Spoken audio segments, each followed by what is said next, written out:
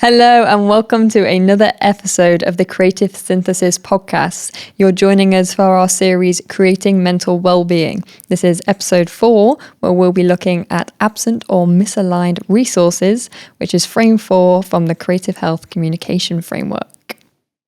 I'm Pruga. I'm a filmmaker and musician, music producer, should I say, and I'm Jane's boyfriend. I am Jane Hearst. I am a creative health consultant and media producer. I'm also the creator of the Creative Health Communication Framework. And remember, if you enjoy what you hear today, remember to like, subscribe, and if you've got any things that you would like us to cover off, maybe, or just anything at all, like I hate Prugs in the way that he sounds, then leave a comment and let us know. Awesome. So in the framework, there are 12 frames in total. These first 4 are all about what the problem is that we're trying to solve, or like what the mental health experience is that somebody is experiencing, depending on whether you see it as that kind of threat or not. So this is the last one of that stage 1. And it's looking at what the person is looking for to support their mental health. So do they have an absence of resources, which is often something that is assumed in mental health support? There's something missing from their lives that the provider can provide. Or is it that they've recently lost resources? They just need that kind of short-term support to gain those resources back or swap over to something new? Or is it something that is misaligned? So do they have plenty of resources in their life, but they're not resources that are making them feel fulfilled, understood, autonomous? Okay. That makes sense. Yeah, I think so, yeah. So could you give us an example of when you have felt like your mental health is being affected by there being an absence of something in your life? I think we're in episode 4 now. I think you already know what it is I'm going to say. No, but I'll try something different though. Yeah, no, I'd say a time for me is I didn't know about the power of journaling. Mm-hmm. And so, without that in my life, I didn't know how to properly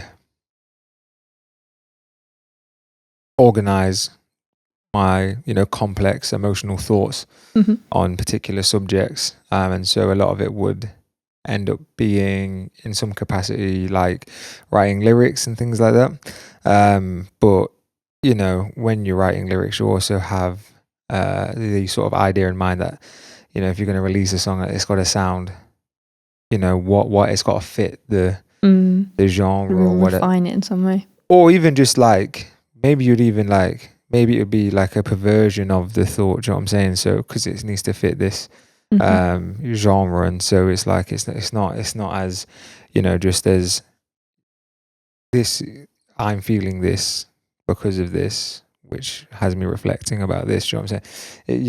You can't be as thingy as that, and also as well, you might not necessarily want people to know that as well. Yeah. So that was like a substitute for it that wasn't really particularly effective, and so yeah, journaling was something that I was definitely like deficient in, if you like, or that was a resource that was lacking from my existence, having an impact. I think since meeting you, definitely one of the things I noticed between the different ways that we approach creativity is I always try and put a piece of me in everything. A piece of meat? Piece of me. Oh. Sorry. I was like, where's this come from? No, you don't. Okay, a piece of you, yeah. Little do you know. Listen back to Frozen and you will see there was a line about me. That's not, I'm just... Okay. That's brilliant. Yeah, so like if I write a song or if I write a fictional book, say, and I can remember you commenting once being like, oh, well, of course you're struggling to write this thing because you're trying too much to fit you in, and it's deviating naturally into something more fantastical, and you're not going with it. And And yeah, I find that very interesting that there is more of a distinction, certainly for you. There's bits of it, like you say, coming through, but not necessarily as conscious for you as it is when I'm trying to be like, right, I've learned something from this thing and that needs to be the underlying thing for everything I create. And sometimes that can be limiting in the way that I write, is I get so focused on, but this was the purpose of it. And then I don't let the story evolve. And once I reach that hurdle, it's like, well, that was a nice 12 first chapters of that fiction book. I'll never, ever get to the end. Why do you think that is? Like you put yourself at the center of it, of the stuff that you do creatively if you come to writing and stuff? I think there's a few things to it. I think one of them is, generally speaking, what inspires me to write is because I feel like I've learned something, or something's resonated with me in a way that I'm just like, oh wow, this is going to make people feel this huge emotion that I'm feeling. And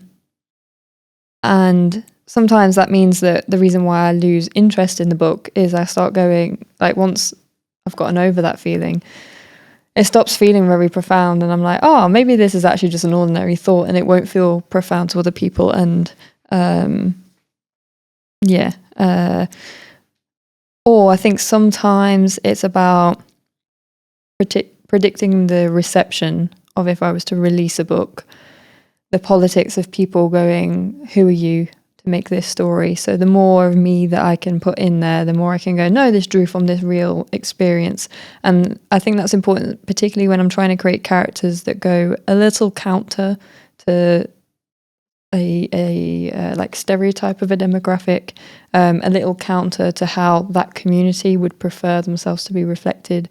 If I'm part of that community and I'm feeling something, I'm feeling left out in one way or another, and I'm like, oh, but I feel like I deviate in this way, and I'm still valid as XYZ label. I like the idea of exploring deviation. Yeah. I think what you're trying to say is like alternative, character positions. Alternative views. Well, I mean, the phrase explore deviation sounds a bit weird, doesn't it? A little bit. No, I'm only joking. I know what you meant. No, that's fair enough. I think that's interesting. See, me, I'd lean into the stereotypes and stuff like that, and like create these like large caricature versions of a thing. I remember I came up with this idea one time for writing like a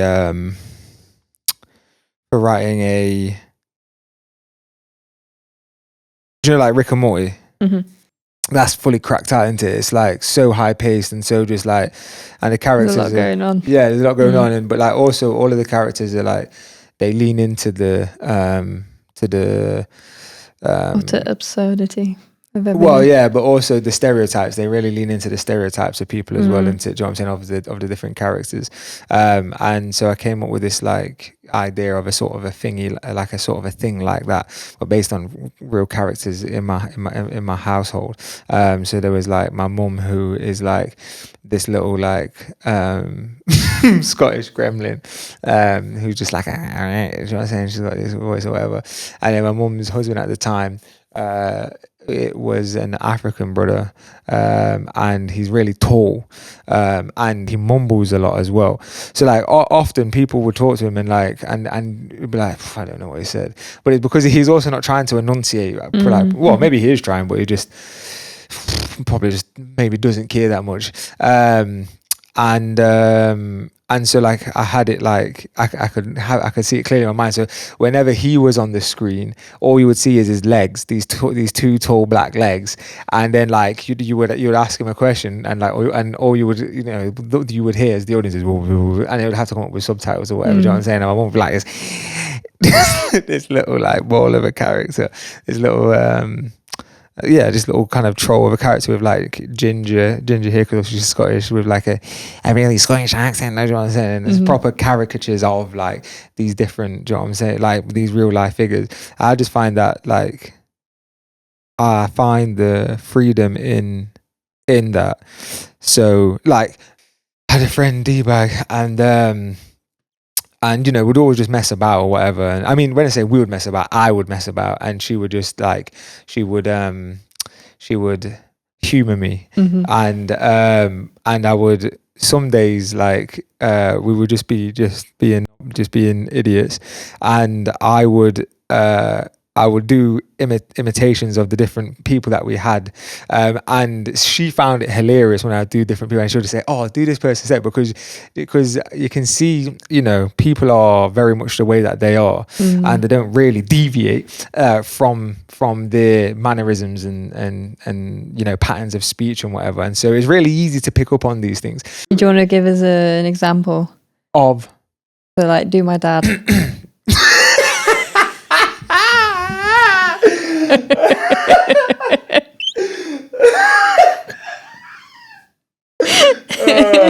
Are you sure? Are you sure? It's a nice easy one, I think. No, I know, but I'm saying, are you sure? Yeah.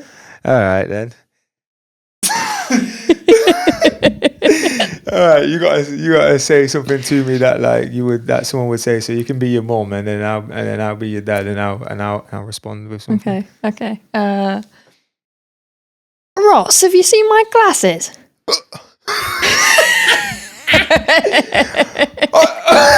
I think they're over there, aren't they? The last time I saw him, you had them. Isn't it, Jane? Got it either leg. Oh, nah. I feel sorry, Ross. I'm so sorry. I do also feel guilt about it as well, but I still do it. But I am sorry, Ross. You know I love you. Yeah. He'll love that. Yeah, sorry, Ross. Ross. In the podcast like that. With his belly and whatnot. But yeah, so you know, I think I really like, but I do like to bring in some aspects of my character when you know, with certain things, but mainly different aspects of my character and not my character in its sort of completeness. I mainly like to project like myself onto a character. Do you know what I'm saying? And so like in this world, I would be like this person, and then I get invested in how that person is, whether it's good, bad, or ugly. I get invested in that person is, and then, you know, I wanted to propel this character forward. But I think that comes from a lot of me playing video games, especially like RPG, which is role playing games. That's basically what I do anyway, right? I love the idea of the freedom to make a choice and then having to sit with that choice. You know what I'm saying? And so you can choose to be as like emotionally invested as you want to, or not. You can completely detach in it and say, I'm going to go on a massacre and just murk everyone, and completely detach from it and be like, okay, well, I've got this destructive, sense out of me now. Or you can just be like, I'm gonna drive down the road at the speed limit. I'm going to stop at the red lights. It's just the freedom the freedom to embrace the mundane, or the freedom to be the agent of chaos. You know, it's an interesting conundrum, and I like to observe myself when I'm making those decisions. You know what I'm saying? Yeah. So I think my comparison in terms of games is Dungeons and Dragons. I was going to say Dragons. And I was like, what is a dragon? And so I do a lot more of the kind of improv one-day stuff, and I prefer that format to a campaign. But the only campaign that I've been part of, my character in that is a chaotic good, and yet she does some stuff that to other people, they're like, how can your character be put down as good? Like none of her actions are good. There was a point where so she's this little cleric, short, like ginger fiery hair. So very much like you. I'm a little egotistical. What can we say? You better keep that in. I was actually going to say she dresses in green a lot. One day wearing green. You better keep all of this in, G. I didn't have this hair when I designed her, I should say. But anyway, so she mad obsessed with magic, and kind of the dialed up version of my autism in that it's like not having to care so much about anything that wasn't to do with magic. Follows her special interests, she likes them, she talks about that. If people don't serve that purpose, it doesn't matter. And there is a Dragonsborn in the campaign, Jack, and he at one point, I was trying to find out if he was telling the truth or not, and I'm a character that's very principled with things like truth, and so I was unmoving on, I need to know if he's telling the truth or not. And I had done my like investigation, like she's very investigator, researcher kind of vibe, and I had a theory about who he was, and I was like, so I did a spell, like out of nowhere. I just did a spell, and it was like a truth telling spell, to be reductive, and he sensed that I was doing it and put a block up. Now, there was nothing really. There was nothing that should have prompted me to do the spell. I should have just trusted him, but because my character was so like, no, I need to know this. I need to know that what I'm hearing is the truth because it has a bunch of consequences to my research, and because he put this block up, she instantly became like suspicious of this. So then she's looking through her spells of what's available, and she looks at one where you can get knowledge from the ages, and I don't roll very well, so it's a bit of a dodgy knowledge. I still get some, but the knowledge that I get is that back in the old days, people used to hate Dragonsborn, and they used to be at war with them, and what they would do is once they'd got them down, they would claw into their chest and pull their hearts out.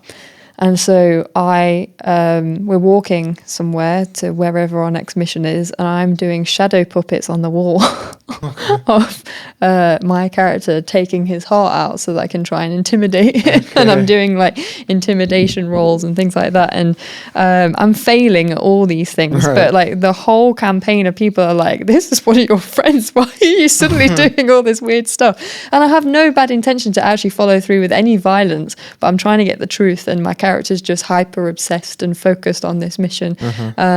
So like, yeah, like the more he resists, the more I'm like, why are you resisting for? This is obviously a very small thing. Just tell me the answer. Like, that's all I need to know. And so like it like gets worse and worse. And then it got to this point where all these people who had designed characters that were like suspicious ended up not being that suspicious after all. Right. I created a character that was all about just being very upfront. I stand for this, and then following through with that.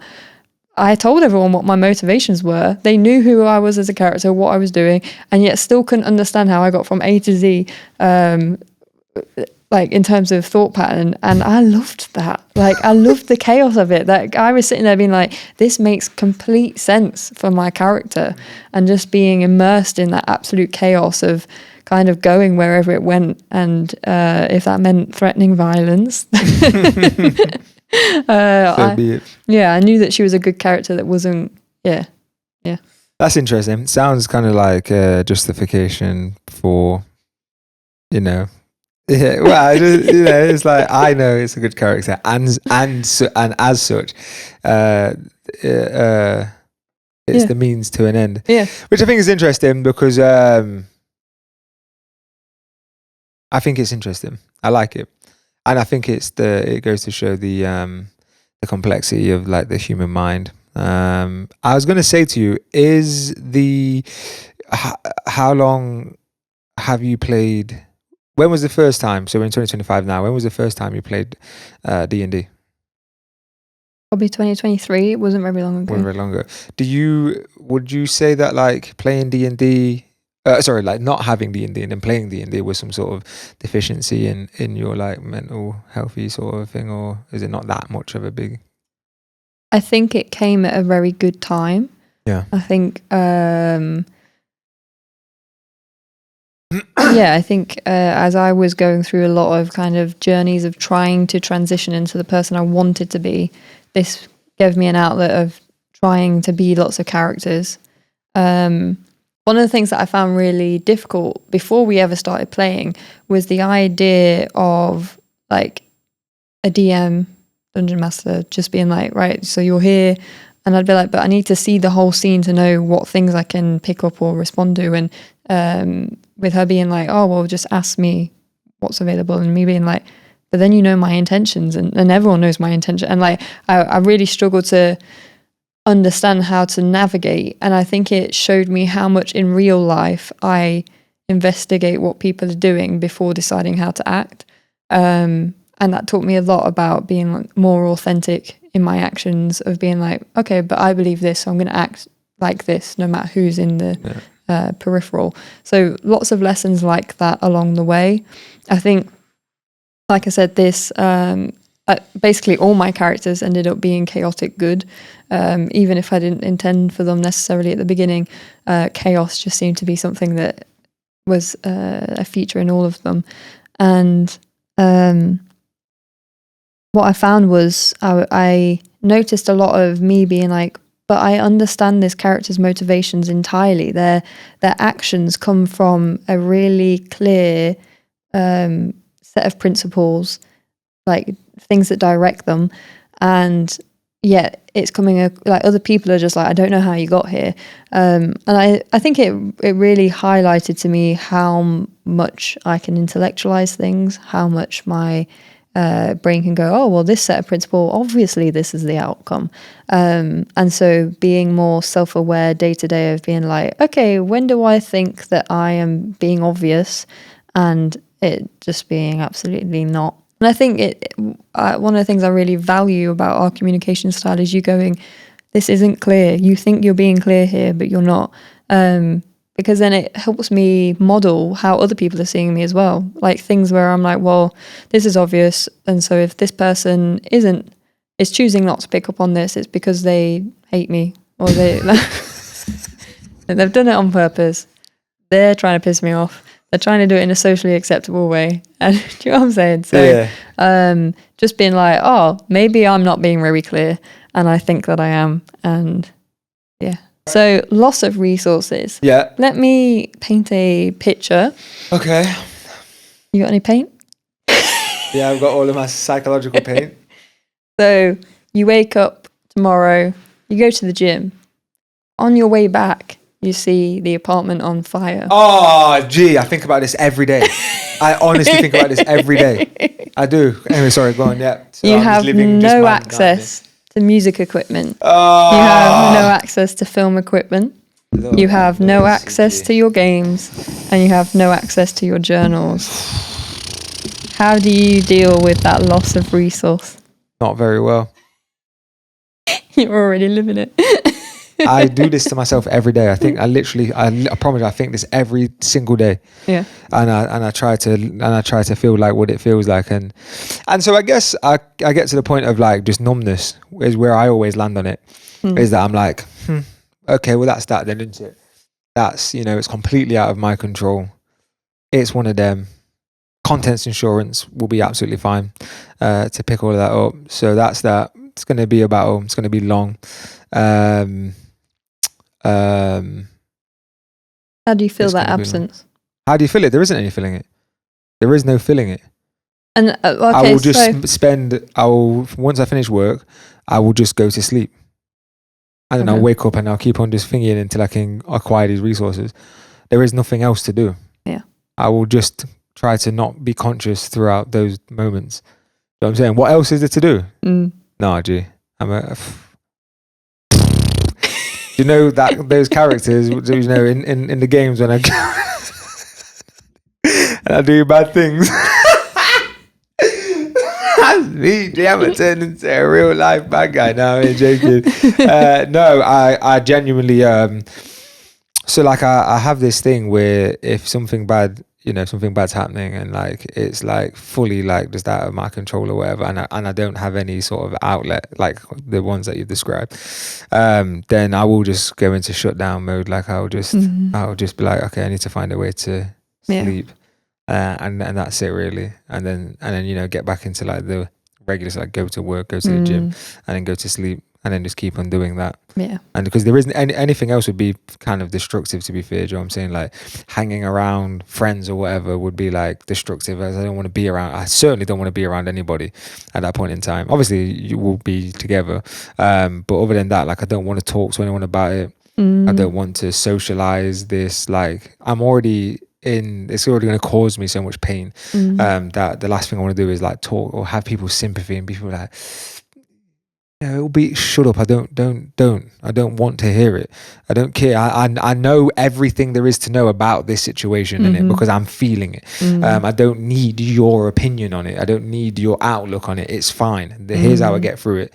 And sometimes in those moments, it's like the other person's feeling secondhand sadness, and you become the person that's comforting them. Do you know what I'm saying? Yeah. Shut up. Stop it. I don't want it and I don't need it. It's the last thing I need right now. Yeah. Stop it. I'm fine.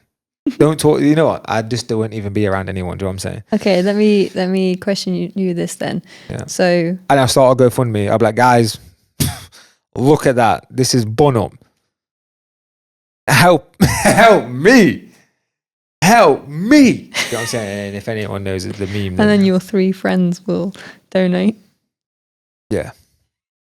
Oh, they'll all chuck in a tenner. You know what I'm saying? Yeah.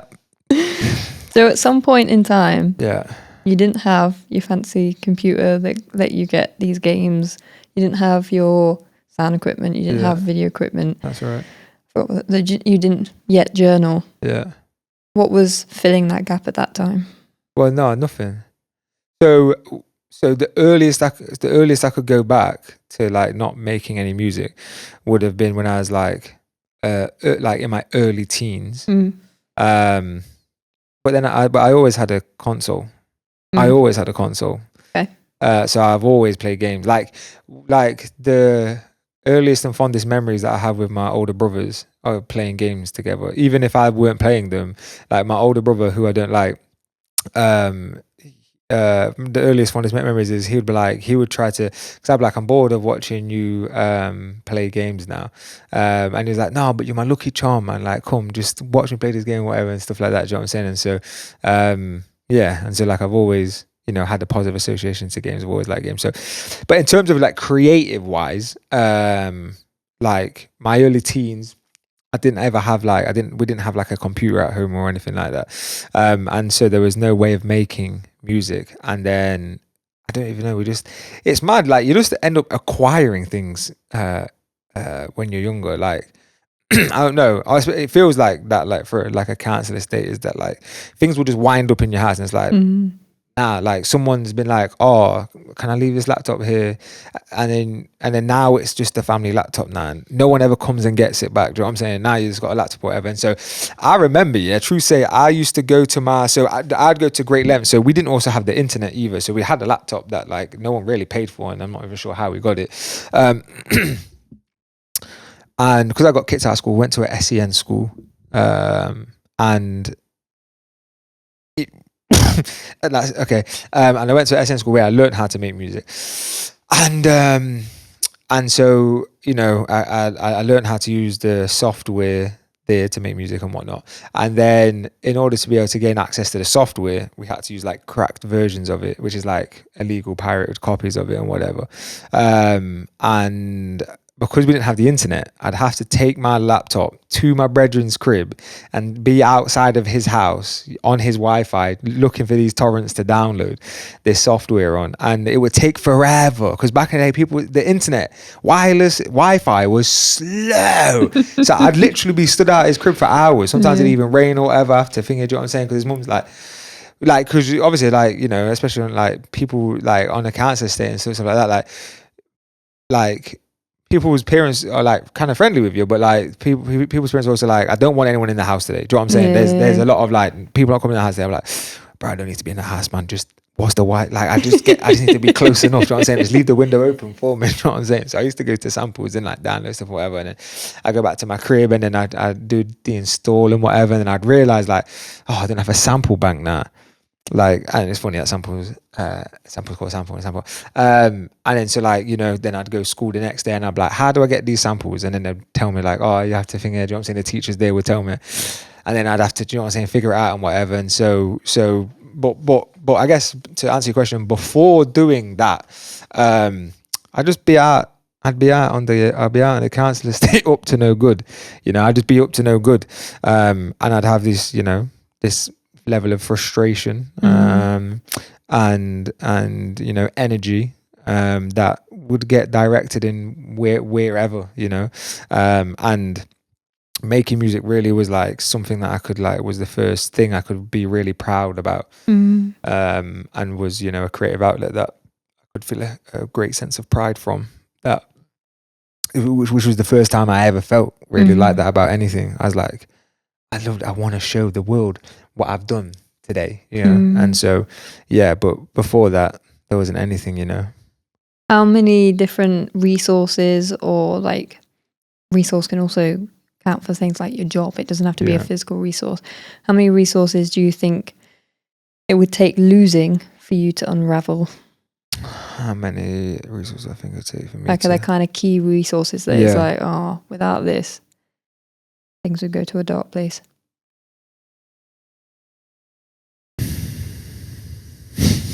I think about this every day as well. I always think about losing everything. I always think about it almost every day, because it could happen. Do you know what I'm saying?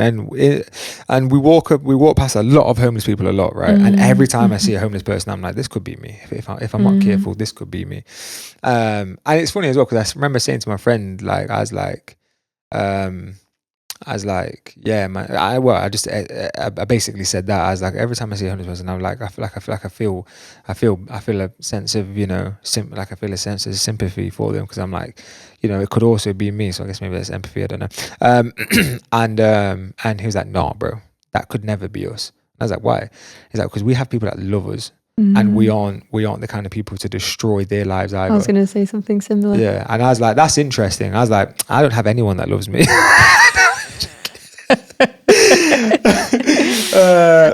I can remember a point in time where I had this horrible feeling that I was like a month or two away from being homeless.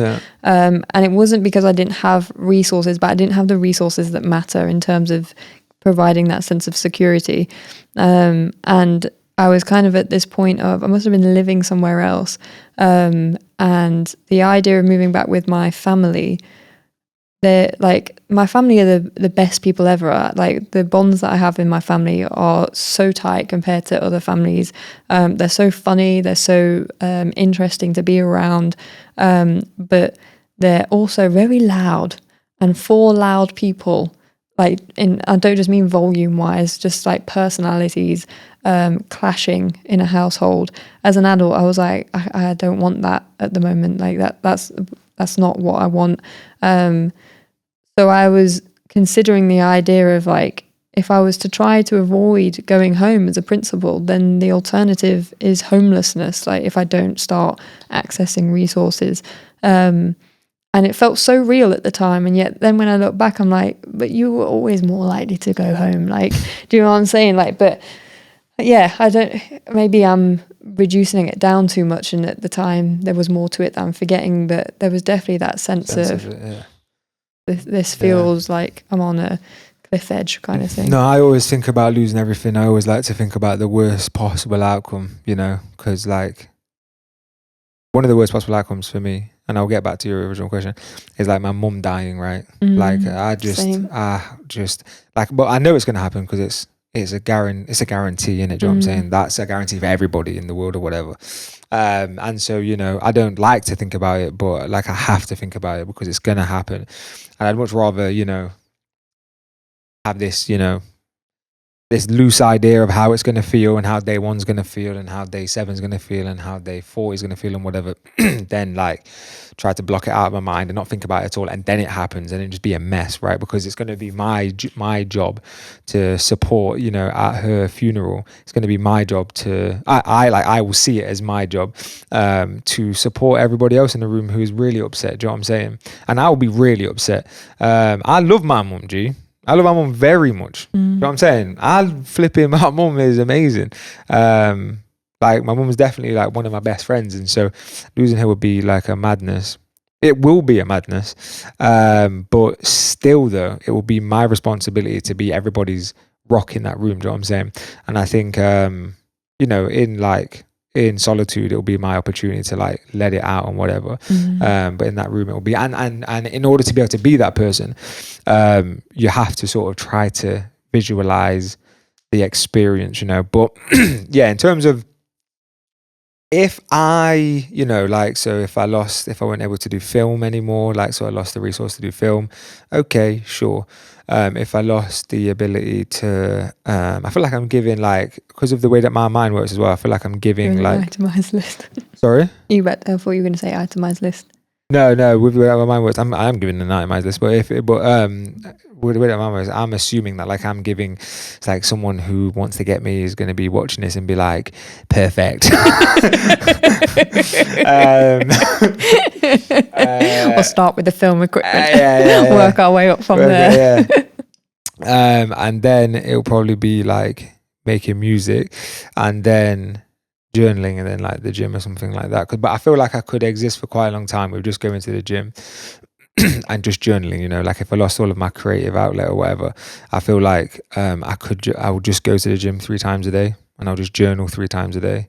I wouldn't be any good at anything else. I wouldn't be very social at all. Mm-hmm. I wouldn't talk to anyone, because I don't anyway, and because I'll be so upset about not being able to do these creative things.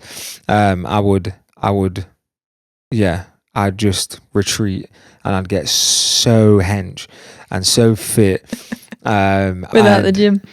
No, with the gym, I'm saying. These are the other, they're the 2 things that I'd like. Yeah. Without any of those 4 things there, I don't even know. It's game over for me, G. I obviously, I'd just start to try to acquire them again. You know what I'm saying? Yeah. They can't be gone forever. Or if you were paralyzed. I don't know life without that. And I don't want to know life without that. Honestly, genuinely just make me off. What if you had just your arms? You can do as many pull-ups as you want. Oh, if I've just got my arms and I can make music and play games and go to the gym and write a journal, is that what you're saying? Well, that's what I'm saying now. It wasn't what I was saying before. But. Well, if that's the case now, keep me alive. Because if I just can't use my legs, fine. I barely use them anyway. Quadriplegic. Is that what it is? Oh, I think if you can't have any of this, can't have any of your limbs, if you don't have access over your limbs or control of it, I think that's a quadriplegic. I like that you act it out every single time you say it. Well, because I've got to feel it. Yeah. So if I'm a quadriplegic, but I can still talk like this now. Am I in a chair as well? Imagine it. I've got to be in a wheelchair. How do I control the wheelchair? With my chin or something like that. I think they do that, innit? Maybe it would be quite fun actually. You know what I would do? I'd go do stand-up comedy. Yeah. Yeah, because I'd be like, guys, nothing matters anymore. It's time to let loose. I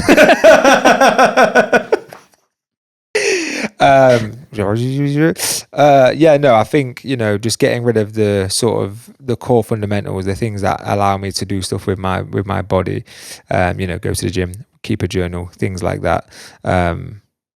Those things would unravel me, I believe. So yeah. This is quite deep, to be fair. Kind of existential. And I suffer from existential dread, G. So we're doing fantastic. I'll give you lots and lots of cuddles tonight, because we know from that study that it does absolutely nothing more. I could have told you that. I didn't need a study for that. We need to study we found these out bees. the other day that apparently, based on one study that I've not read into any detail, that women, when they have a stressful event coming up, if they hug their partner, their stress reduces by, I think it was 40%. And when men hug their spouses ahead of a stressful event, it did absolutely nothing. Yeah, I mean, that's just our everyday though. Yeah. You know what I'm saying? All that has done is confirmed our existence, innit? You feel stressed. Yeah. Give me a cuddle, and I'm like, oh, come here then. And then there's times I offer a cuddle and you're like, no, and I'm just like, is this just bravado? But now we know. Well, I always knew, G. I've told you this. They're like, oh, you look like you could do with a hug. I'm like, don't touch me. It's fine. And then I feel guilty about that. And I'm like, all right, come here. I'm like, look, I don't want a hug, but if you would like a hug. Yeah. And I don't want a hug, but if you would like to hug, I don't want to deny you a hug. But if you're doing this for me, it will just make me more angry. Do you know what I'm saying? It'll stress me out more, because now I'm like, but if you tell me I would like to hug you, I'm like, okay, come on then. But that's different though, innit? That's like me getting to give you something, innit? Do you know what I'm saying? I want to give you something, so because I want to give you something. But if you're trying to give it to me, it's like that's not what I need. If you're trying to de-stress me, that's not what it is. Do you know what I'm saying? Yeah. Which brings us on to misaligned resources. Misaligned. What does that mean then? So the hugs. not a resource that's helping you. So if people are like, but you've got all this emotional like affection being given to you, all this physical affection, why is that not helping you feel better? Why are you still feeling angry in this moment, sad in this moment? Do you know what I'm saying? And so who would be saying that to me? Just someone with an opinion? Just the big societal you. Okay, the universe. That's what they would say to me. Say there's a stigma that what do you have to be upset, angry, whatever about? Yeah. You've got a person at home that's giving you hugs all the time. Yeah. Well, if I feel like flipping destroying, and then I don't want a hug. I don't want to be gentle in that moment. Do you know what I'm saying? You're asking me to shift my mentality to be like, so like whatever's stressing me out generally is going to be like something that requires strategy, will require callousness, will require me disassociating, you know, from like, I guess intense positive feelings. Like generally speaking, when I get stuff done, I'm not, you know, like for example, like when we was editing the video for you that time or whatever, you found it difficult when I was like, just tell me what to do and I'll do it, right? You found it difficult that it wasn't like this like positive sort of work environment. You seemed annoyed with everything that I was asking. But I was like, but just tell me what it is. And he was like, but I don't want to say what it is because she seemed like annoyed. It's like, well, we're not agreeing on a bunch of things, right? Like there's a bunch of things that we're not agreeing on. And so in order for me to put that to one side, I just have to become like, you know, I'm not even upset with you. Do you know what I'm saying? No, you're just tired. You had done so much work around that time and had not had a day off for forever. But yeah, and so it's like I'm not upset with anything. I'm just like, I'm now at my like you've stripped all, like not you, but like all of the layers have been stripped back from me, you know, and there isn't any energy for me to provide anything other than what is at my core, which is that like, you know, just I will just knuckle down and get it done. And do you know what I'm saying? So like, yeah, so, you know, in that moment, like the worst thing you could have done is like, can I have a quick, do you know what I'm saying? It's like, gee, tell me what you need and I will get it done. And then once all the hard work's done and that's it now, and there's no more not going to graft through it anymore. Yeah, then I'm like, okay, cool. Shall we go have a cuddle in bit? Do you know what I'm saying? But you just like, for me, I have to really have this separation, you know, and I feel like I miss, No, I think it's a really good illustration. And I think that the reason why I thought this frame was really important to put in the book is because there is, from my perception, when people are talking about services, they're trying to be like, oh, what can I give you that you don't have? When I think about, there was a lot of people that we interviewed, or just society in general, when there's like, oh, well, I can't access this service, whatever X service is, because somebody else needs that more than me. You know, I have nothing to be upset about. I have this. I don't understand why I'm sad. I don't know why I'm this and why I'm that. So I guess my next question with that in mind is, how do you know when something's misaligned to you? How do you know, well, that's not the thing for me? Is that just over time you learn that, or is there particular methods you've gone through to be like, this is what works for me, this is what doesn't? Yeah, I think so. Two things. So the hug thing, yeah. One very interesting thing is that on I don't know which day it was, but it was the other day, and you said you want to hug, and I was like, baby, you know, I don't want to. What if you want to hug? You hug. And then we was walking back to the apartment or whatever, and we saw my brethren, and he was like, oh, how's work? And I was like, yeah, it's busy still. It's like, yeah, it's busy. And then he made a joke about like my demeanor about it. He was like, your whole demeanor switched up, bro. You're just like, you like, he sort of tried to illustrate that, like, you know, I was, you know, as just, you know, robotic or just like autopiloted in that sort of response. But there's clearly a lot of stress there. And he gave me a hug, but it felt different. I actually meant to say this to you because I've been thinking about it, like subconscious, like every now and again it comes to the forefront of my conscious mind, and then falls back. And I've been thinking, I was like, why is it different? And I think it's different because like, lovely. You better relax, G. But like, so for example, like seeing my brethren need a hug in a time of emotional distress or whatever, that's a rarity, right?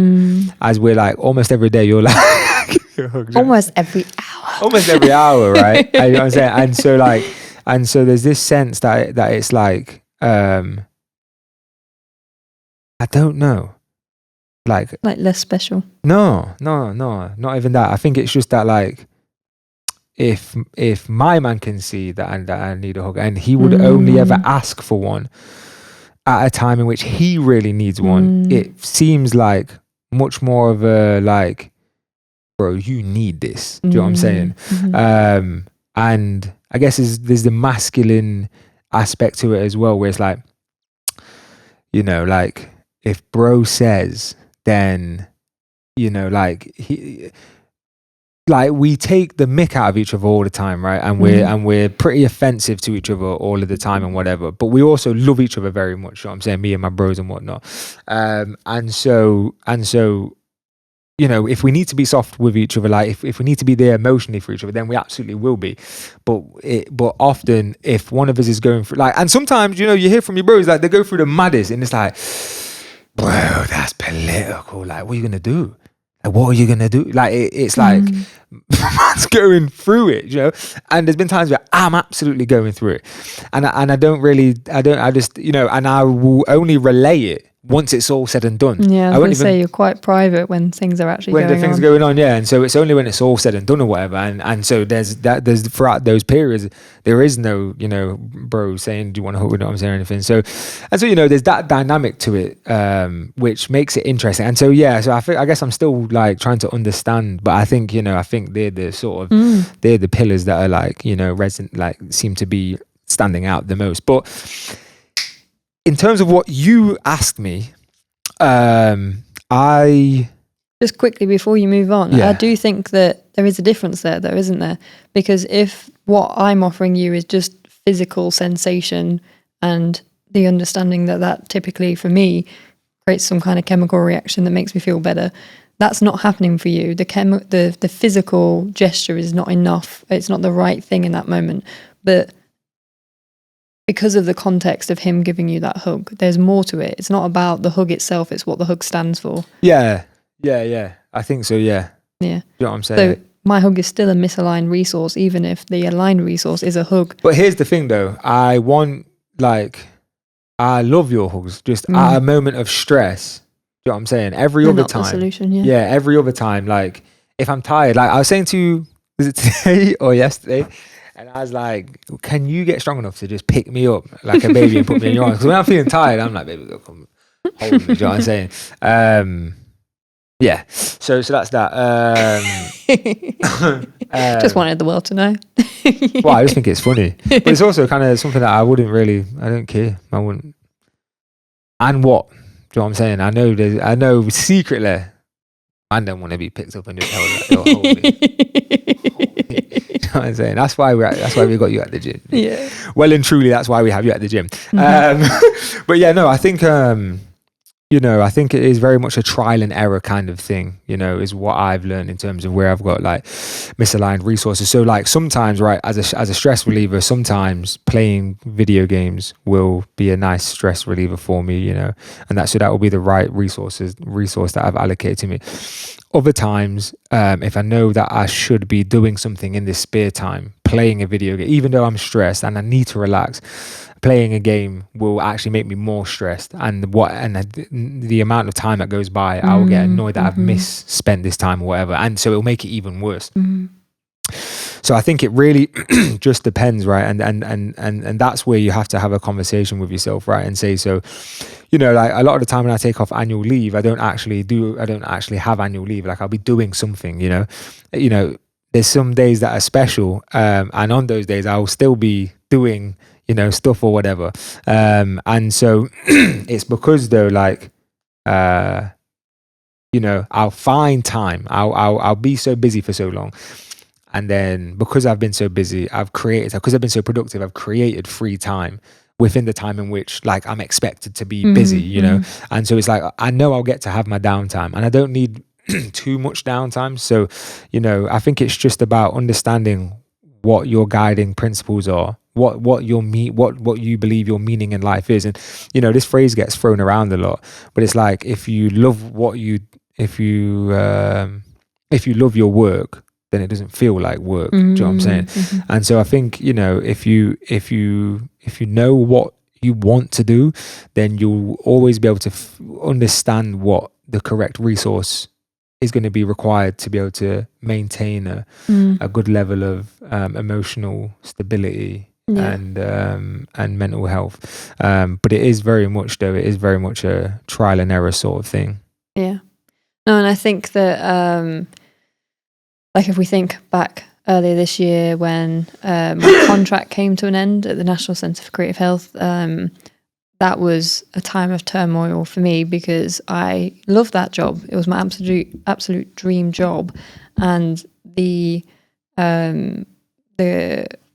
processing of that not being available anymore was heartbreaking. And we had lots of discussions about the different kind of jobs that might be available that use the exact same skills, had security, paid well.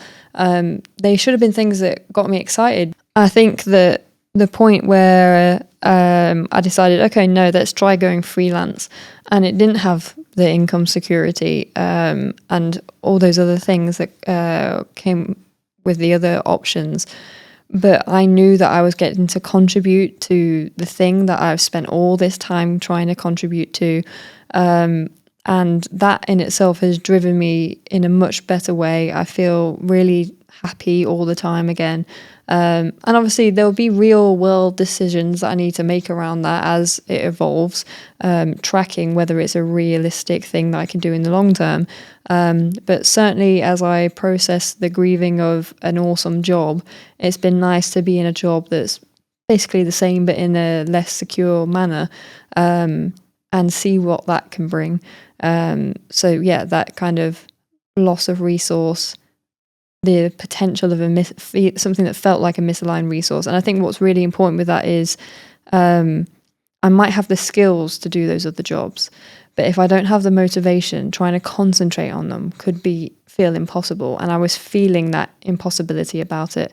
And I think in terms of you saying like a hug works for you a hug from me works for you at a stage where you're not feeling stressed, but it's not the solution to stress.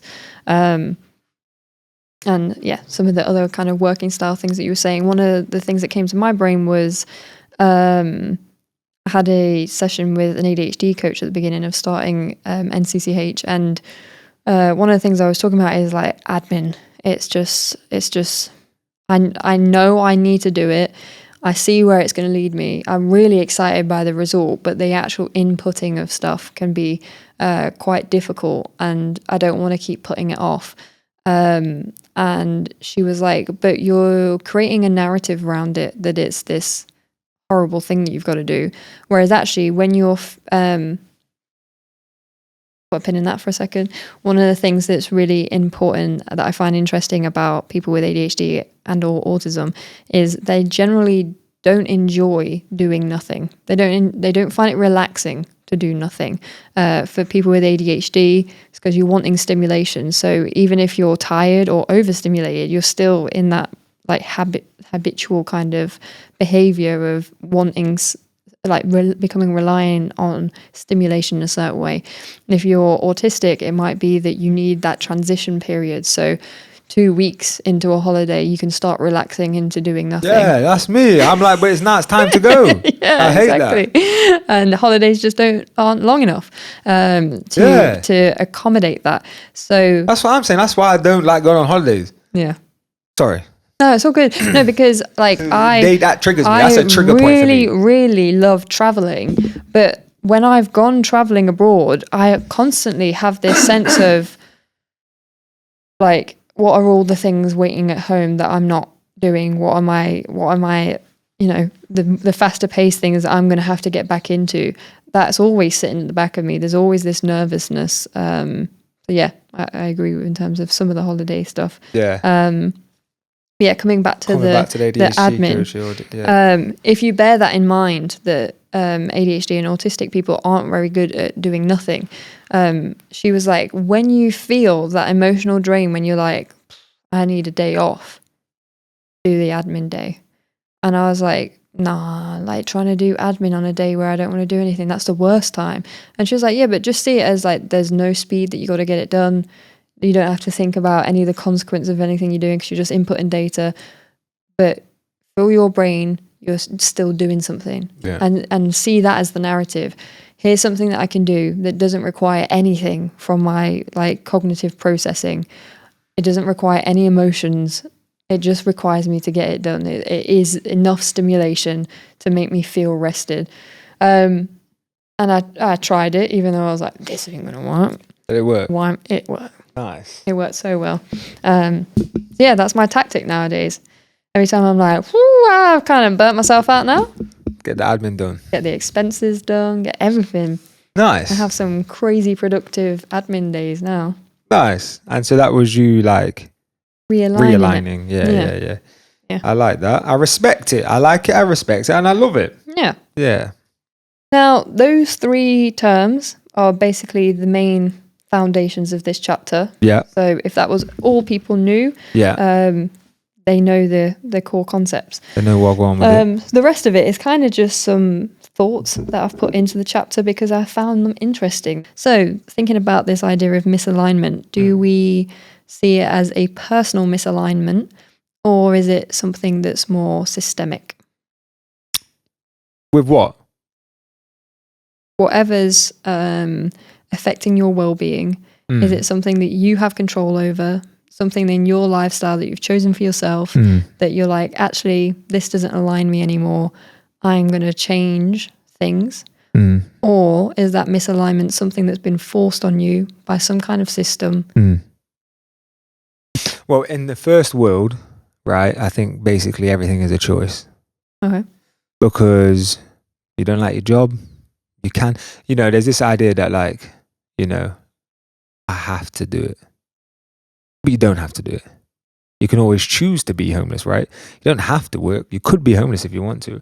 But we, as humans, draw lines in the sand, right? We have these red lines that we say, this absolutely cannot happen, right? And, one of the coping mechanisms for putting yourself into a situation is we've seen this, hard line as something that cannot be crossed. And as such, if that cannot be crossed, I have to do this.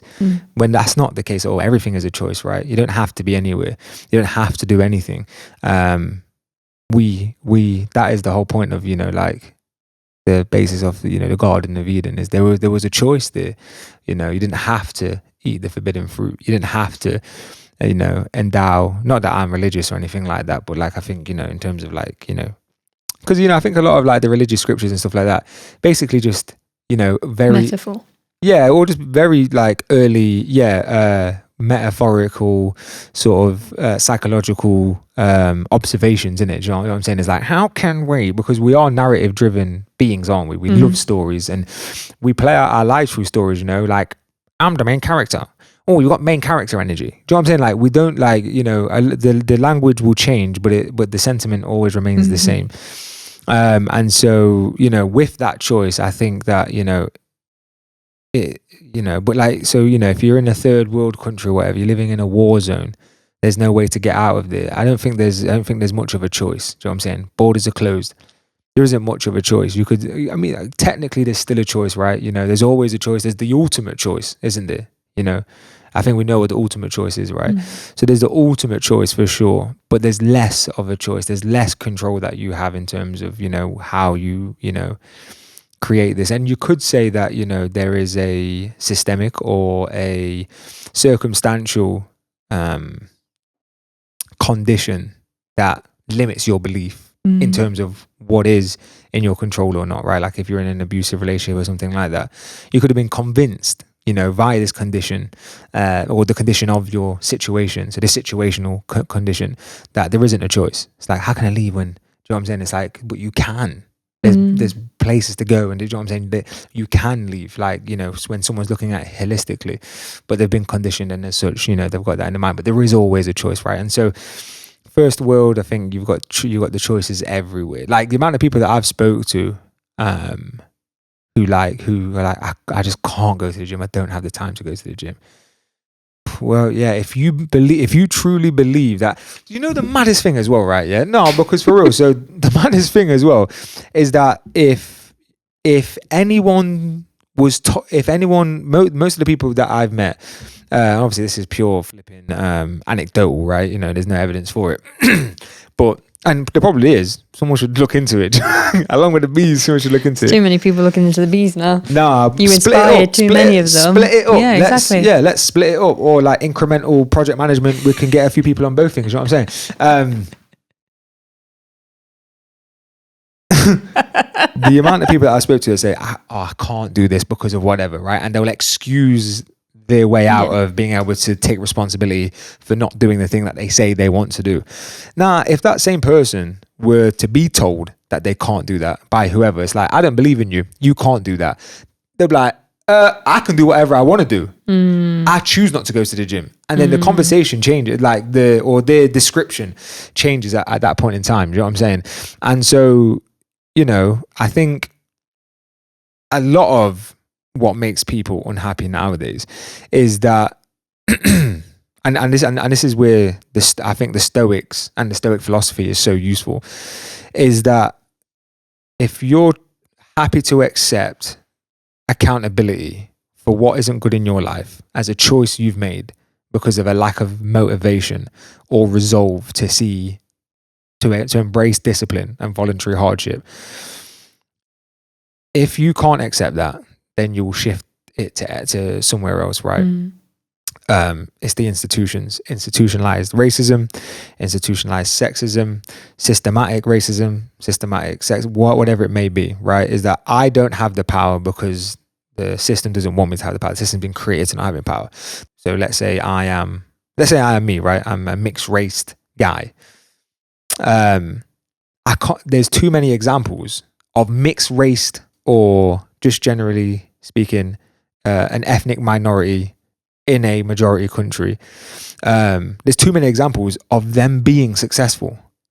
I will always point towards that I have a deficiency with me somewhere, somehow, right? So I don't like reading because it's difficult, because I'm dyslexic. And so because it's difficult, my entire life, rather than embrace books and study and find things that intrigue me, I've always shunned away from it. And then a point in time comes in my life where I'm like, I really need to start reading. And I start reading and I start finding things that I do like. And then now I'm certainly not efficient or sufficient in reading, but I'm much more likely to be comfortable reading now, because I know that this difficult thing that I'm about to go through, the output is going to be worth it, you know.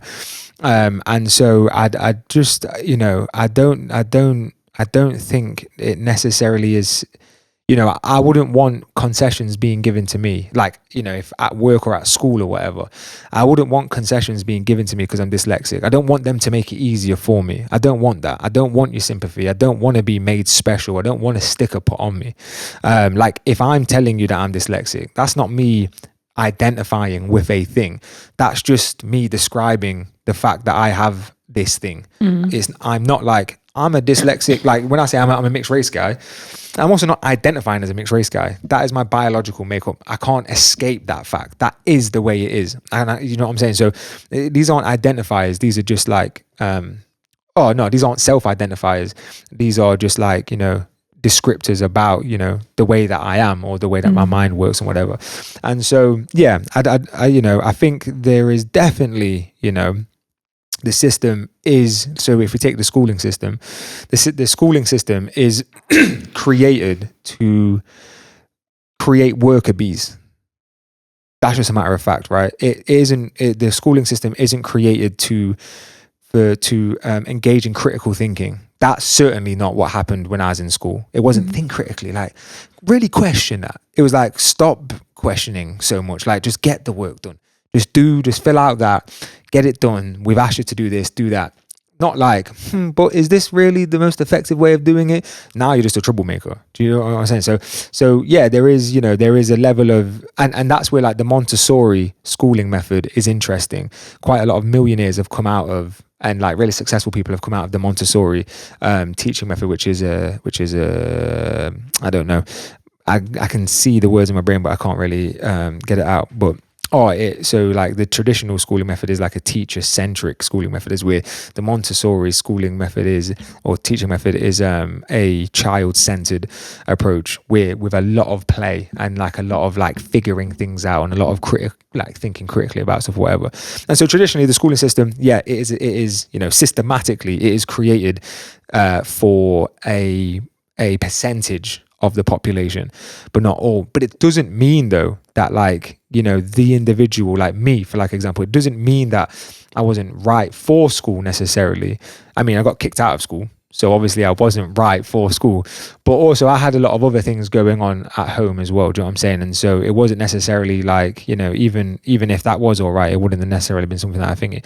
But in hindsight though, I wouldn't ever want to say that like, the whole system should be reshifted for just something like me, for someone like me.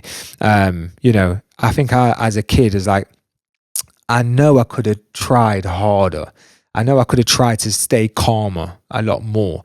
Like, I know there was much more that I could have tried to do.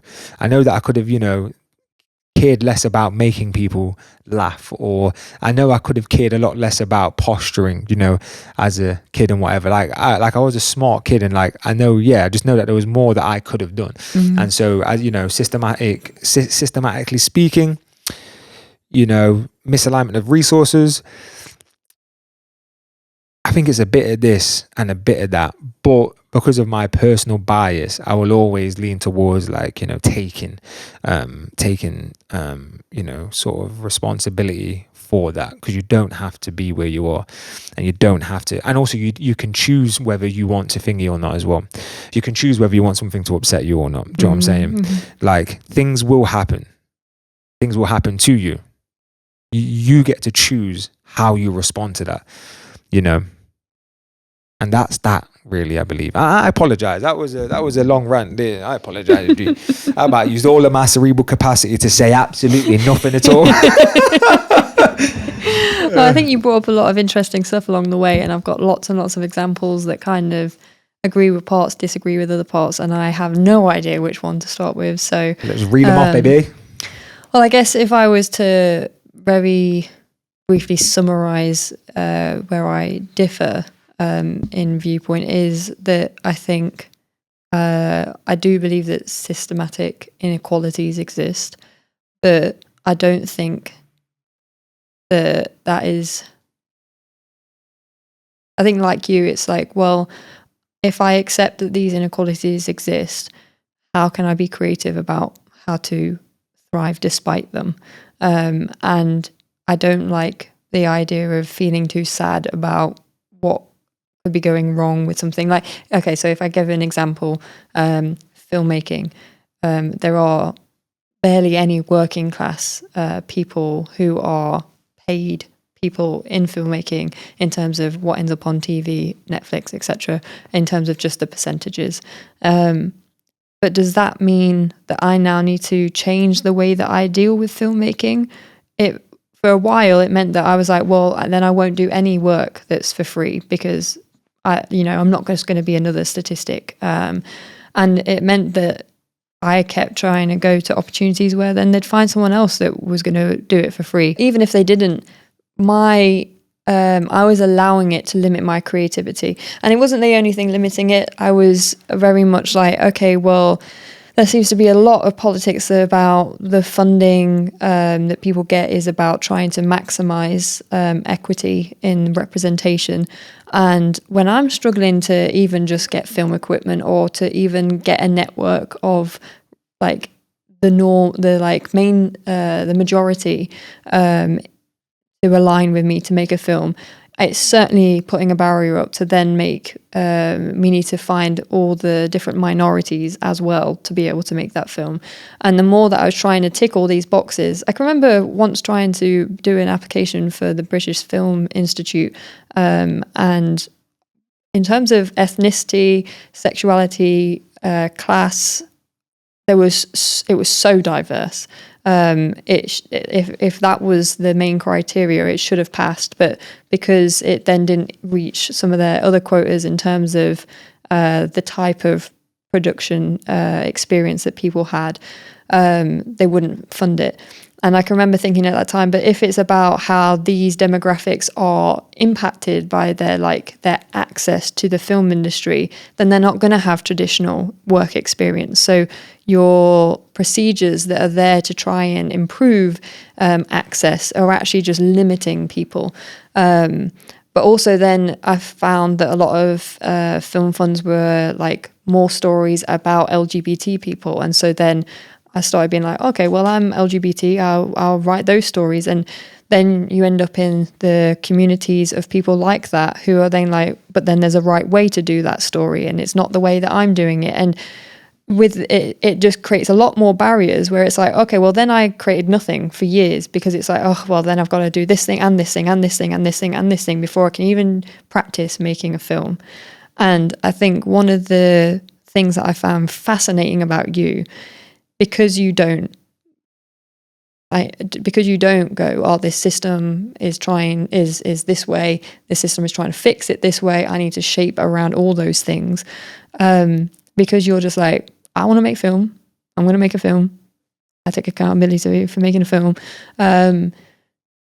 There's weeks where you're making a different, like, it might just be a social media film, but you'll be making a film every single day, and that's crazy. Like the speed in which you're able to do that, and you're like, I don't want to work with a big cast of people. I'll just get on with it with me and my friend. That's all I need. I'll do everything. And certainly funders are not going to want to fund that. Here's the thing, right? It was like I had some peripheral awareness that everyone has these stupid requirements and whatever. But then seeing you look at these different film funds and stuff like that, I'm like, what are you asking? Sell your soul. They're asking you to sell your soul to, like, and a lot of it seems like it doesn't even make any goddamn sense either. Like a lot of it is just like jump through these hoops because right now the political climate is this needs to be reflective of the political climate. There's nothing creative about that. You've become another corporation doing corporate kind of things and limiting creativity. Don't tell my bird that because she's a white lass that she can't have an opinion or a view on a particular thing, or she can't, provide a creative outlook on her, on her outlook, like that. That doesn't make any sense.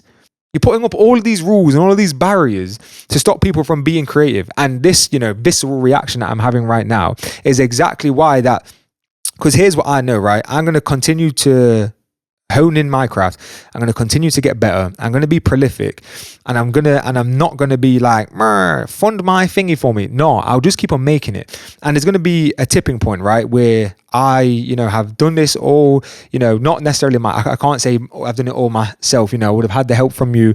I would have had the help from, because like, I don't, really want to be talking to many people or whatever. But my brethren is like, he's got a big network, right? And so I know that if I wanted to make a series of short films tomorrow, I would have all of the cast I need. And they aren't going to be great. I don't need them to be great. I need to be very clear on the story that I'm trying to tell and be good with my directions to make that happen. And I know that I can lean on your traditional film thing, and also the internet. If I need to know any filming technique to take place ever, I'll go on Instagram and YouTube and I'll find it.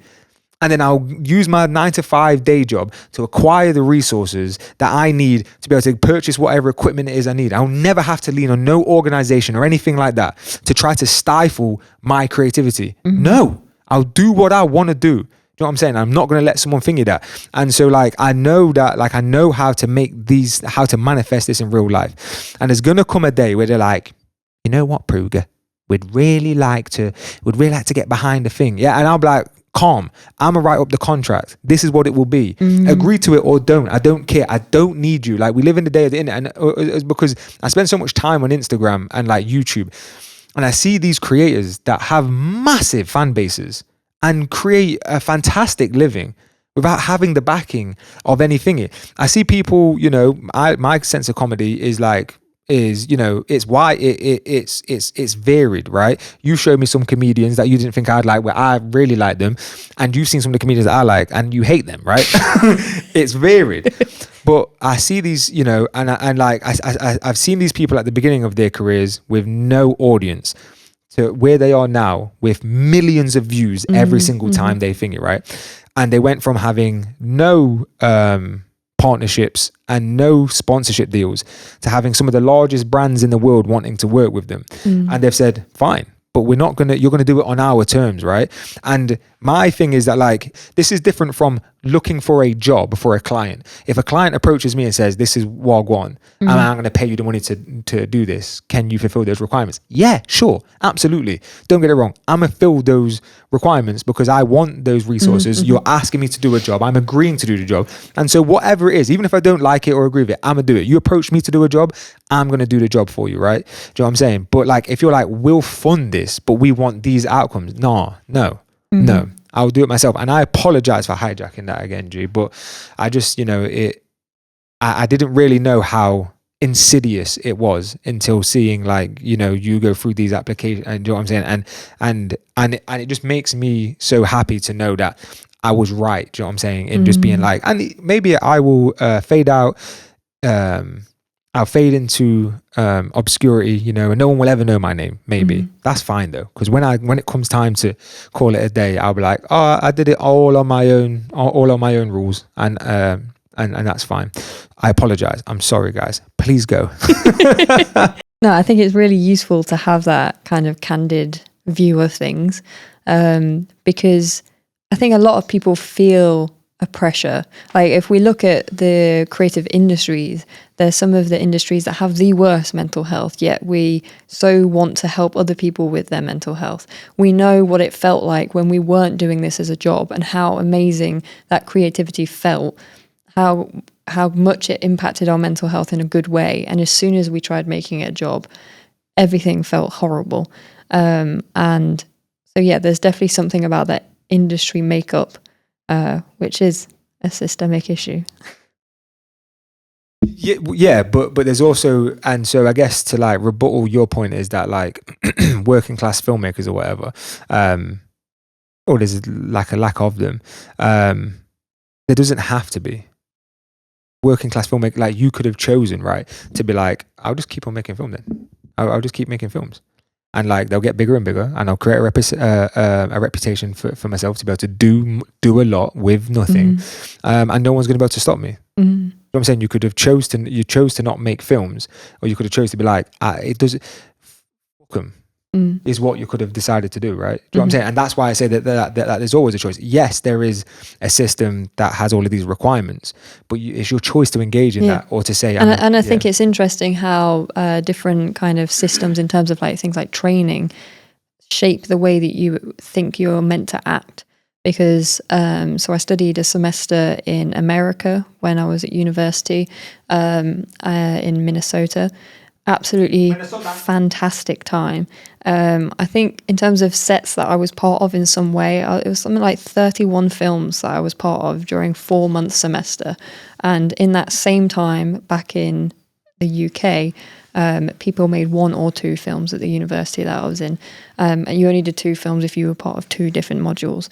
And most of that semester was done doing the paperwork rather than doing the film. Maybe 1 week of that was actually creating the film. And so it sets you up to be like, oh God, there's a lot of paperwork, so I'm going to need a lot of time. So I'm going to have to find all these people and this and that. And like the obstacles feel insurmountable. Whereas that kind of rapid test and learn approach that is kind of put into action in America in the way that they trained people were just so much nicer. You didn't have the pressure every single shoot that you were on to make everything the best version of things for you. I can remember when I first, when I made the short film for Channel 4 that I mentioned a couple of episodes ago, I had the talent executive for BFI reach out and be like, we'd love an application from you. And I was like, this is fantastic. This thing's going to lead to another thing. The motion has started. But I had this, at that time, I think, or maybe I might have misunderstood, but I was under the impression that I could only apply once. And so I was like, well, there's no other big fund in the UK for film. So this is the opportunity. This will be the make or break film in terms of being able to secure people, like actual commissioners from TV or film production companies wanting to commission something really big after this. They didn't really feel like there was a stuff that dealt with that mid section or that was like, great, that was a great output, let's fund you again. And so I put so much pressure on trying to make the perfect script, the perfect treatment, the perfect everything in the application, to the point where I'd miss the deadline and then I'd start again and I'd miss the deadline and then I'd come back and like, right, just put in whatever you've got. And then the application takes months to complete because it's just pages and pages and pages of questions. What's the environmental impact of making this film? It becomes... What do you mean? What's the environmental impact? Well, and I don't know how to answer that question. I don't... I'm making a film because I'm creative. So let's put it this way. Say I was someone that really cared about the environmental impact of things. But for this thing, for this film, I'm caring about the social impact. Why do I need to care about everything in one single project? Who's the CEO of that? No, who's the CEO of BFI? What cars have they been driving in the last 20 years? How many holidays do they go on? When they are working, how do they get around? Is it via car? Is it via train? Is it via plane? Mm-hmm. How are they traveling? What's the environmental, do you know what I'm saying? Mm-hmm. Are you really being socially conscious all of the time? Or is it only when people are looking? Mm. I'm sure it's going to only be when people are looking. I don't know, man. I just think just do, and don't, like your dad, yeah? The thing I love about your dad is that your dad reminds me of my mum in it, which is just that like overarching sense of you can do anything. Do you know what I'm saying? Every single job application is yours. It's yours. You've got this. Of course you got this. Jane, if anyone knows you, you'll get it. You just need to get in front of them and they'll have you. Do you know what I'm saying? And I love that because, like, it is the truth as well. Yeah. Like if you dedicate yourself to something, and anything is possible on a long enough timeline. You may start something too late in your life, and it means that, and you may not take advantage of every opportunity, and you may be in the wrong place at the wrong time, and so you may never get to where you want to go. But you can but by not trying is a guaranteed you will never get there. Mm-hmm. By consistently trying ups the chances of it happening, and you never know. You may very well get there, but anything really is possible, and I think human existence itself is like, evidence of anything really is possible. And so, the way that you limit that is by allowing a bunch of whoever the heck telling you can't do something. Do you know what I'm saying? Like if someone said to me, like if me with my laptop, yeah, that just was just at my house. If someone tried to tell me, yeah, you aren't going to be able to make music because you don't have the internet, and like you've got to get this software from the internet, and you don't have the internet. And I was like, yeah, I have to wait till my mum gets the internet then. I have to wait for how many years that's going to be. I'm like, no, I'll just go to one of my brethren's group that has the internet. You know what I'm saying? I will just find a way. I will do it. I might not be successful. I don't need to be successful. I need to do. And that's it. And if you try to tell me I can't do, I will not accept that. Yeah. I won't accept me telling me I can't do something, and I won't accept you telling me, well, the only person I will accept saying I can't do something is me. If I'm like, I can't do it, all right, cool, say less, can't do it. But I'm never going to accept you telling me I can't do it. Do you know what I'm saying? No, and I think that reflects in like how we look at what counts as an achievement as well. I don't know if I mentioned this on a previous episode, but it's certainly something I've been thinking about again recently is I helped to create a TEDx event at De Montfort University. It was going to be the first event that they were going to do. And we kept recruiting people to be on the team. They kept like not even starting work or leaving. And so it got to this point where me and my friend who were co-organizing it, I was like, I've got to leave. And then she was like, well, I'm not doing it on my own, so I'm also going to leave. When I told the mentor that I was thinking about leaving, and I was like, I won't leave until I've found a replacement, but I am going to leave. And he was like, okay, well, can we have a conversation? I'm not going to talk you out of it, but I want to just, I don't want us to leave on bad terms here. I suggested we did this because I thought it would be something that benefited you. And I didn't even really tell him what was going on in terms of why I wanted to leave. He just started offering advice before I had even explained any of that. And one of the pieces of advice that he said was, there will always be people saying that they could have done it better than you. And he was like, well, anyone could have applied for the license to do a TEDx event. Anyone could have dedicated the amount of time that you've done, where this should be 20 people's worth of work. You're doing it by yourself, with absolutely no financial resources whatsoever. We've been given the event because it's being hosted by DMU, but otherwise this is all on you to find the people, to do the safeguarding, to find coaches to do this for free, to do the presentation training, all these things along the way.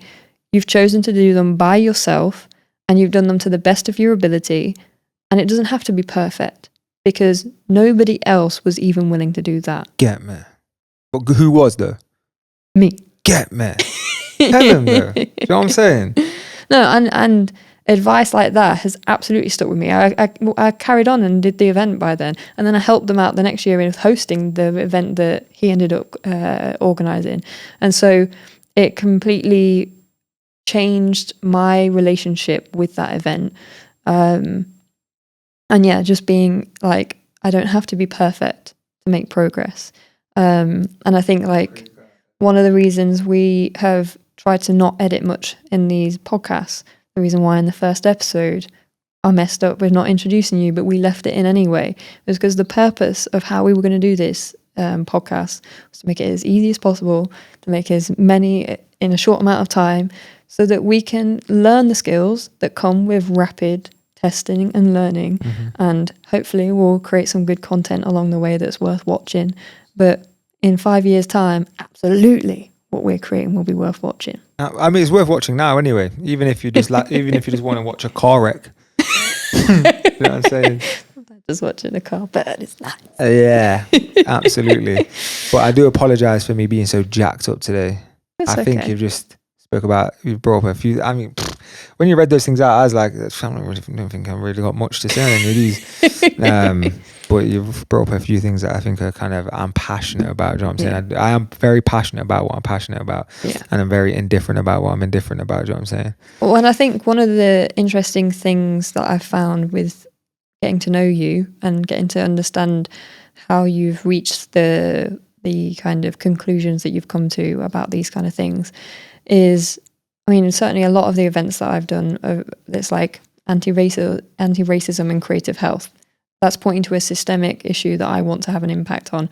The TEDx event was a TEDx women event. It was trying to give women a platform to where they might not otherwise have it. Like there's like LGBT poetry, film screens. Like I've done a lot of that kind of thing where the focus is trying to be the kind of pushback against potential systemic inequalities. So it is something that I care about. I think where there is the potential to have an input, it's important for me personally to want to do something about that.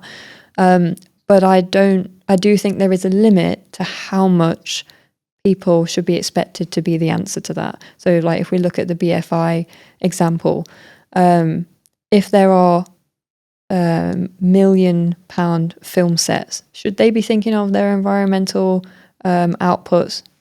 They're certainly going to need to do it more than the individual who's just trying to make their first film should. Yeah, exactly. Yeah. When I was trying to make LGBT films, should I be put under the same amount of pressure to find an LGBT actress or actor to be in that role as somebody who's got the budget to have a vast casting process? Controversial thought here. Gonna get, and which is impossible, right? Because here's the thing, yeah. Do you know actors? Do you know what their job is? To be something they're not. Yeah, just to pretend. So if that's the job, why do you need to get, surely it makes you a worse thing if you have to be the thing that you're pretending to be. No? I want to see someone who isn't the thing pretend to be the thing and do it really well. Or if not that, just the best person for it. And when you've got a limited budget and limited resources, you just got to get what you can to fill the role of the thing that is there. Do you know what I'm saying? And sometimes it's just whatever. Like, okay, the character I've got in mind is a black brother. I don't know any black brothers that can portray the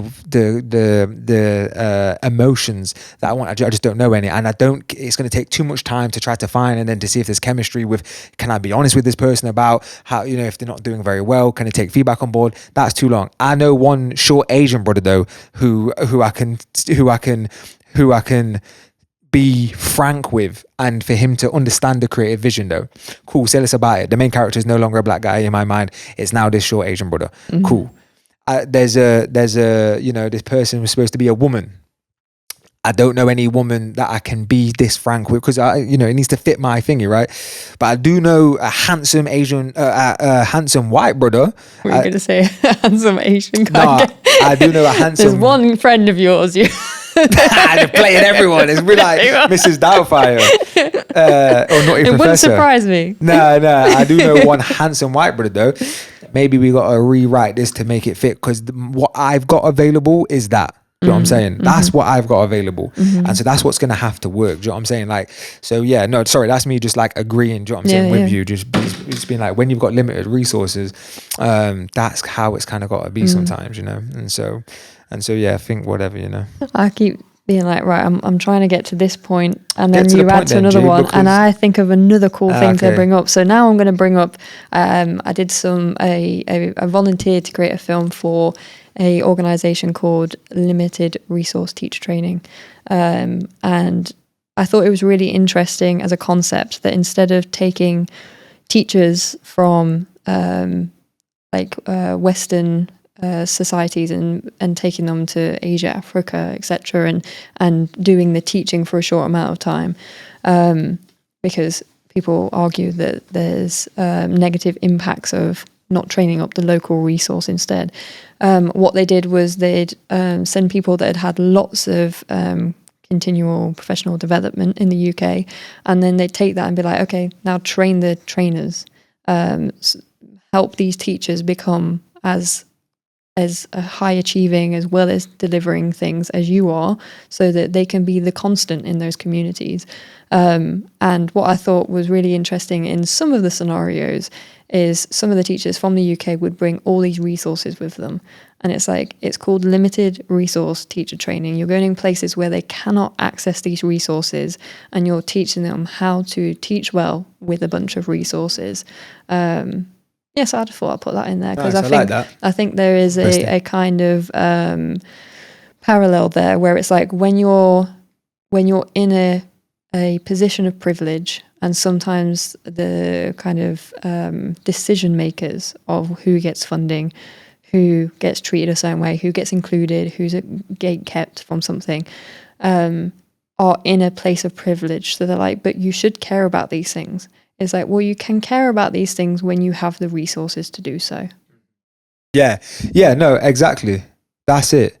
So I guess one of the things that I think is really important for me to add is that I think that it is important that we have some organisations that make it their mission to try and remediate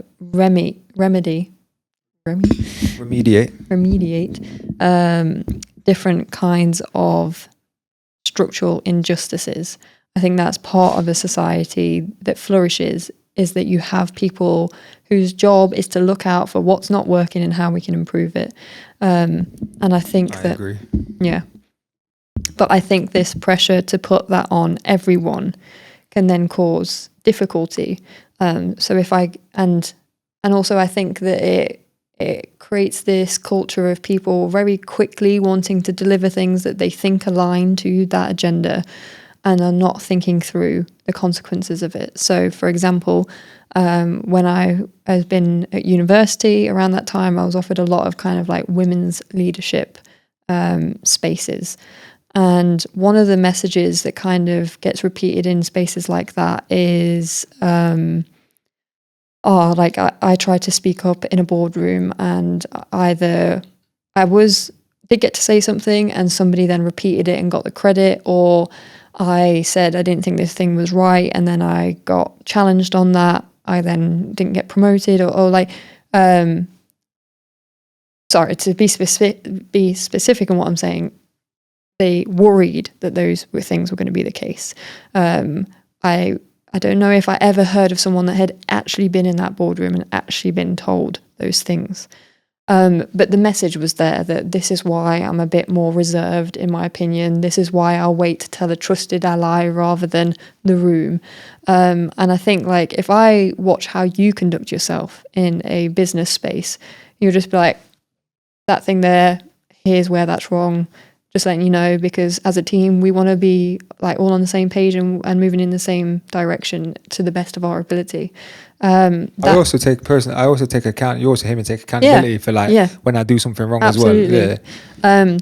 But it's said for the most part so calmly and just like, here's a matter of fact.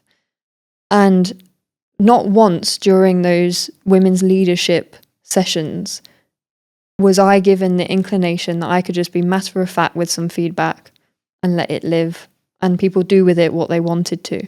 So in one sense, the thing that was meant to be empowering me to get further up the kind of chain, to smash glass ceilings, etc., it's this message then lives in the heads of many women where it's like, oh, well, I can't challenge that though. That's not the way for women to get up the ladder. Women have to do something different because women get treated differently.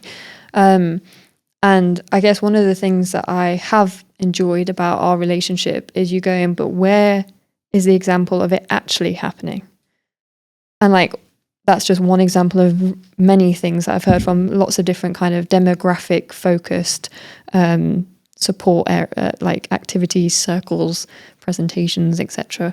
And I think it's interesting to go, when we separate people out by a demographic and give them training that's different,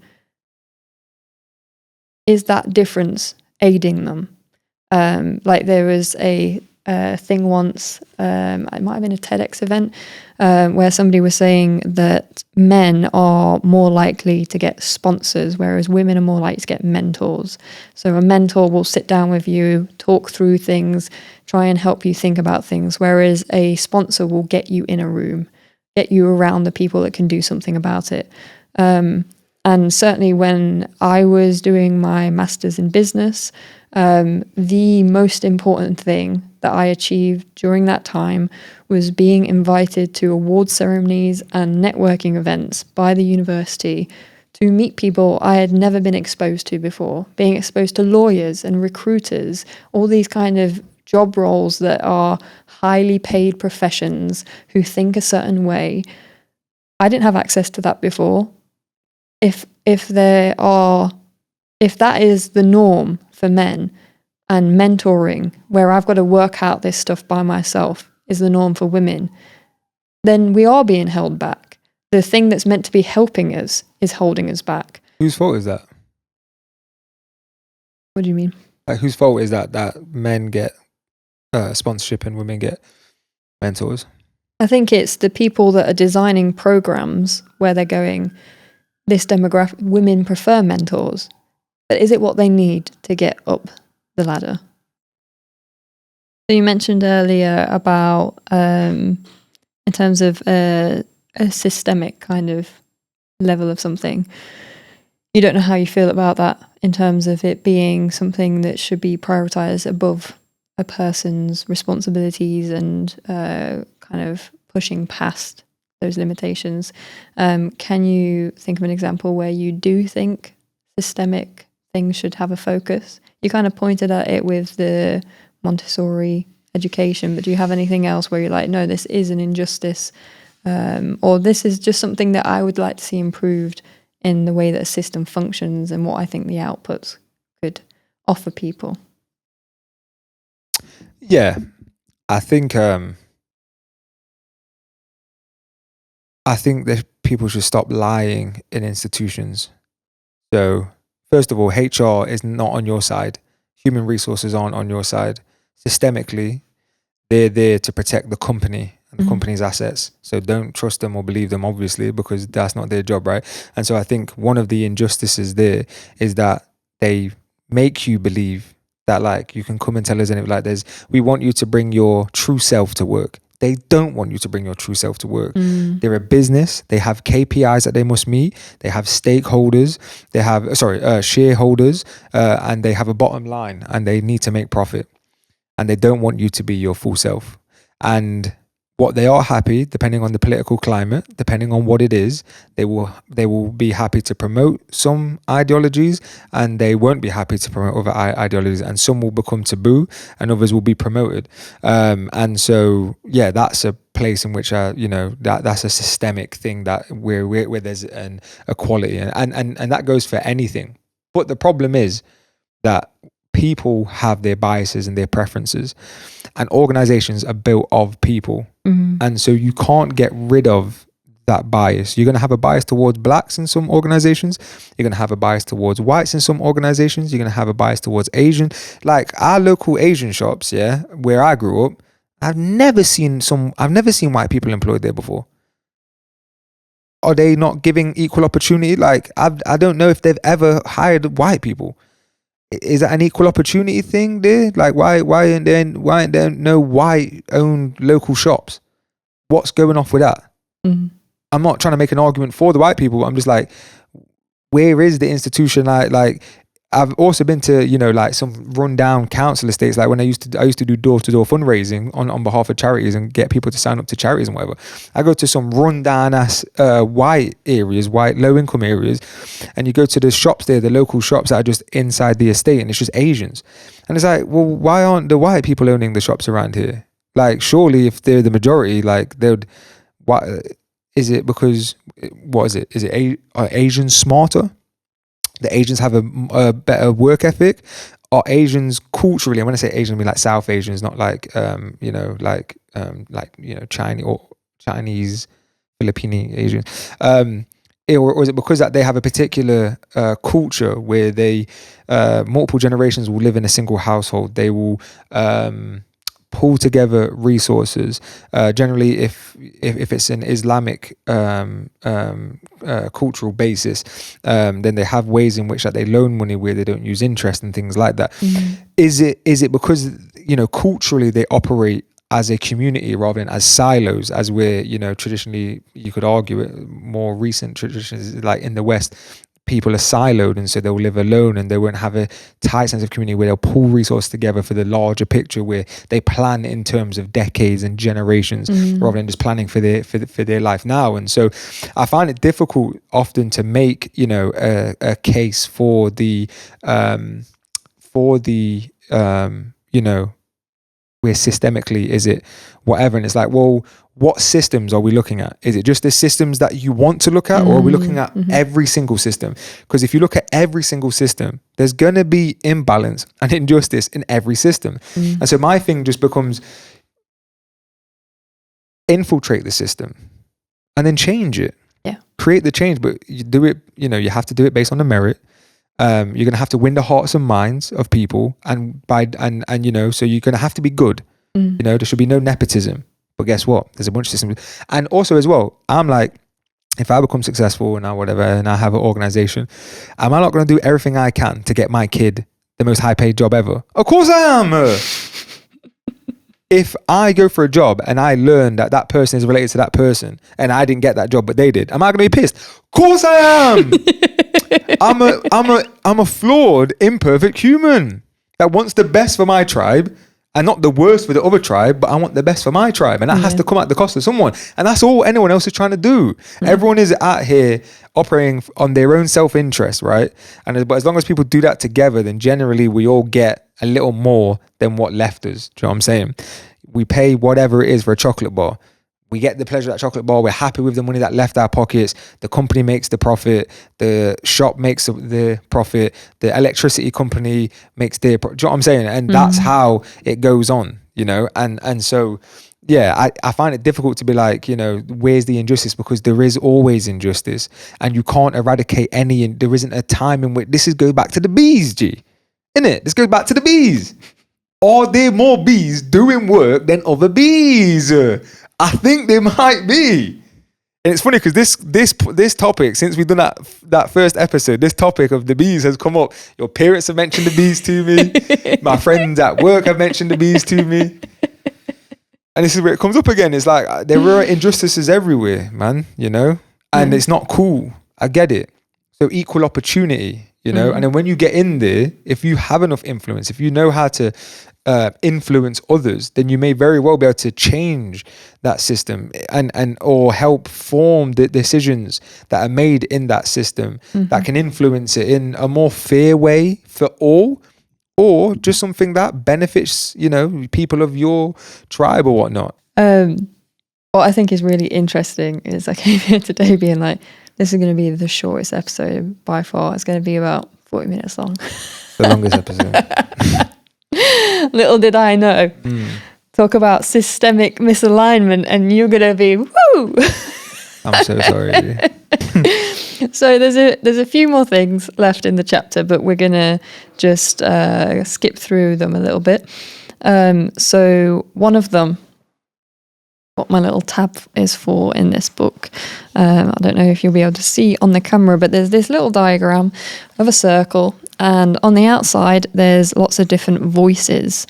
So I call this systemic voices. So things coming from your community, your culture, your spiritual kind of communities, the kind of popular voice, the kind of celebrity, financial, technological, moral, political, all these kind of voices that are coming from outside of you, being like, here's a pressure to be a certain way, do a certain thing, etc. And what I think is useful then when we think of the arts is to think about it sitting separate within the individual. It's the voice which, if you take art in its fundamental form, doesn't have a right or wrong. It's about creativity. It's about expressing yourself. It's about abstraction. It's about being in that sense of flow and experimenting. And I think that's a really important voice to bring into the mix when you're trying to navigate all these very complicated systemic voices. So then the next point, a few pages on, looks at market as a misaligned resource. So we live in a capitalist marketplace. That means that we tend to prioritize profits over moral and morals in terms of being like, oh, this service is good for our community, therefore the most resources will go for it. That's not how our market works. We tend to go, the most money goes to the place that manages to get the most customers, sell the most stuff, draw us in a particular way through competition. So if we're thinking about well-being and the context of a market in a well-being context, sometimes the market may be the misaligned resource. There may be times where I want to be artistic and I'm now trying to find how my art form fits in a market when it's not meant to. It's just meant to express itself. But because the market trains us to think in a certain way, I might be feeling a lot of pressure that the thing that I create has to be of good value. I can't post it online. I can't just be happy with it until it reaches a certain standard of what the market would expect from me. Maybe my art form wasn't meant to be very good. Maybe it was just meant to be something that gave me something to focus on for 20 minutes.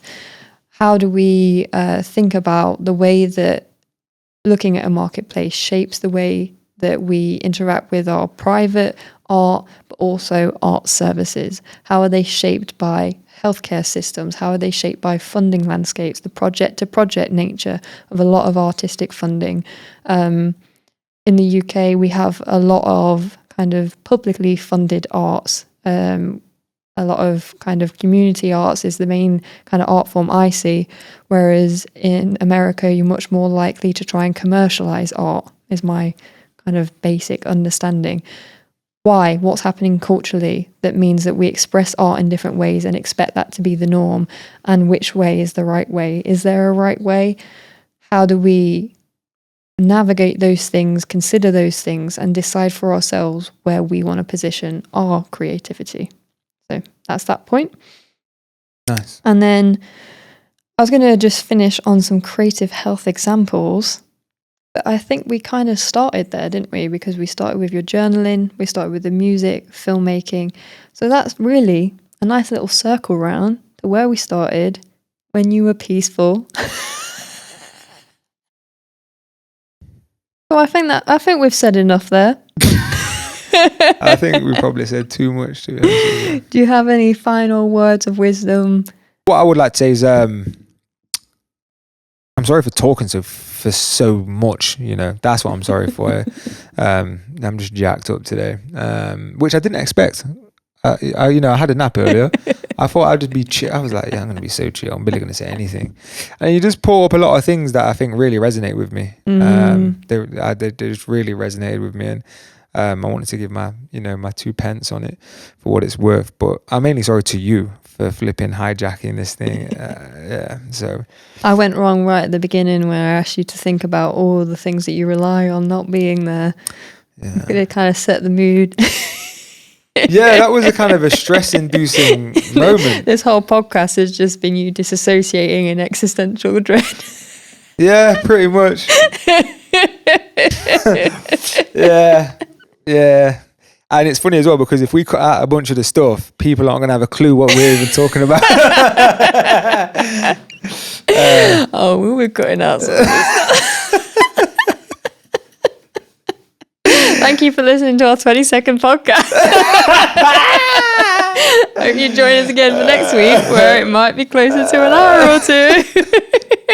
Thank you, guys. Take care, guys. Bye-bye. See you next episode.